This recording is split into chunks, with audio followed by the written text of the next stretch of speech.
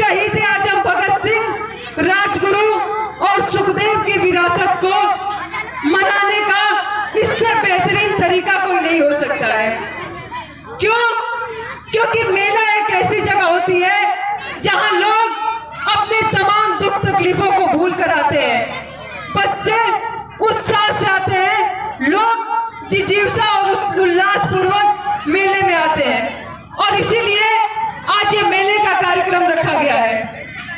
हमारे क्रांतिकारी शहीद आजम भगत सिंह, जिनके बारे में कहा जाता था कि यह लड़का किताबों को पढ़ता नहीं है बल्कि किताबों को निगल जाता है, लेकिन यह भी जानने की जरूरत है कि हमारे ये क्रांतिकारी सिर्फ किताबों तक सीमित नहीं थे।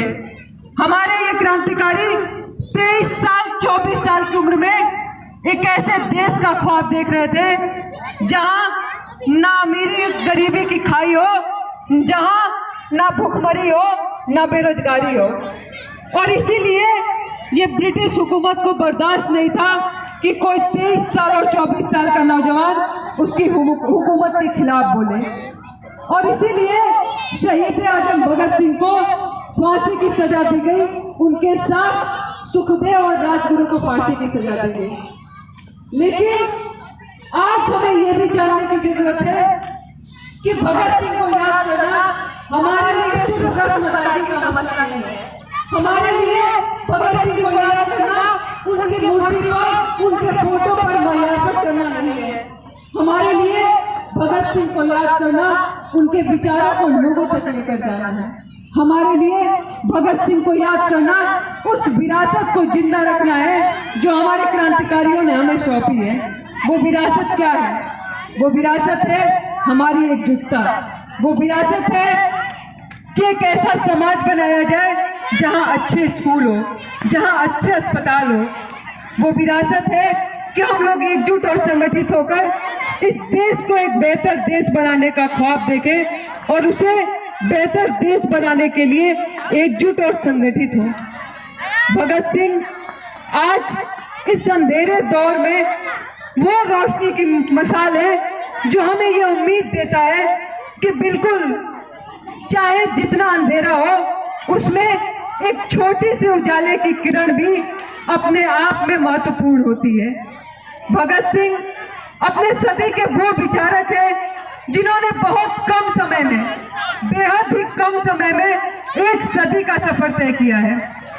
अपने जीवन के अंतिम वर्षों में भगत सिंह ने जो किताबें पढ़ी, जो उन्होंने अपनी वैचारिक यात्रा की, बिल्कुल आज हमें वो जानने और समझने की जरूरत है। भगत सिंह की कुछ किताबें यहाँ नौजवान भारत सभा के स्टॉल पर भी मौजूद है, तो जो साथी उससे परिचित होना चाहते हैं बिल्कुल वो उनकी किताबें भी ले सकते हैं। इसीलिए आज हमें ये जानना होगा कि भगत सिंह, सुखदेव और राजगुरु को याद करना हमारे लिए कोई रस्म अदायगी नहीं है। आज तमाम नेता मंत्री उनके फूलों, उनके फोटो पर माला चढ़ा रहे हैं, लेकिन दोस्तों जरा ये भी समझिए कि आज भगत सिंह का नाम ले कौन रहा है। आज भगत सिंह का नाम वो लोग भी ले रहे हैं जो भगत सिंह के विचारों को बिल्कुल नहीं मानते हैं।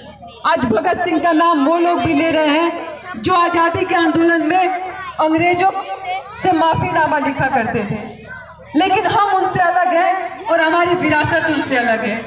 यहाँ पढ़ने वाले बच्चे जो यहाँ के शहीद भगत सिंह पुस्तकालय में पढ़ते हैं, उन्हें पता होगा कि शहीद भगत सिंह के बारे में जो बातें उन्हें बताई गई है उसका मतलब क्या है। और इसीलिए हम आपसे भी कहेंगे कि हमने ये शहीद मेले का आयोजन इसलिए किया है ताकि अपने क्रांतिकारियों के विचारों को लोगों तक पहुंचाया जा सके। और इसी कड़ी में आज हम लोग तमाम कार्यक्रम करेंगे। बच्चों के लिए खेलकूद की प्रतियोगिताएं होंगी, ड्राइंग कंपटीशन होंगे, बहुत सारे बच्चों ने डांस प्रिपेयर किया है, बहुत सारे बच्चे नाटक करेंगे। तो आप सबसे कहेंगे कि आप शांति बनाए रखिए। बिल्कुल मेला एक ऐसा स्थान होता है जहां हम आते हैं, खुशी के माहौल में होते हैं, उत्साह पूर्वक होते हैं, पर इन सबके बीच अपने कार्यक्रमों को भी देखिए, भगत सिंह के ऊपर होने वाले कार्यक्रमों से भी परिचित होइए। अभी हम लोग आगे के कार्यक्रम की शुरुआत एक क्रांतिकारी गीत से करेंगे। तो मैं साथी राम और उनकी टोली को आमंत्रित करूंगी कि वो मंच पर आए और एक क्रांतिकारी गीत प्रस्तुत करें। प्रोग्राम में जाओ, जल्दी से इंकलाब जिंदाबाद, शहीद भगत सिंह अमर रहे, सुखदेव राजगुरु अमर रहे, अमर रहे, अमर रहे, अमर शहीदों का पैगाम, जारी रखना है संग्राम, जाति धर्म में नहीं बटेंगे, इंकलाब जिंदाबाद।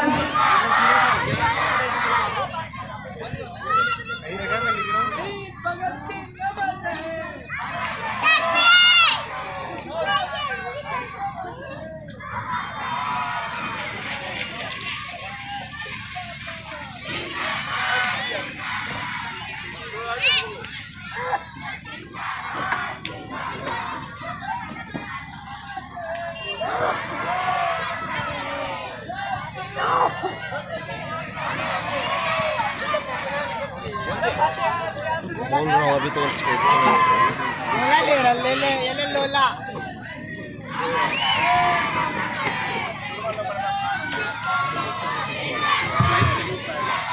भी लेना है।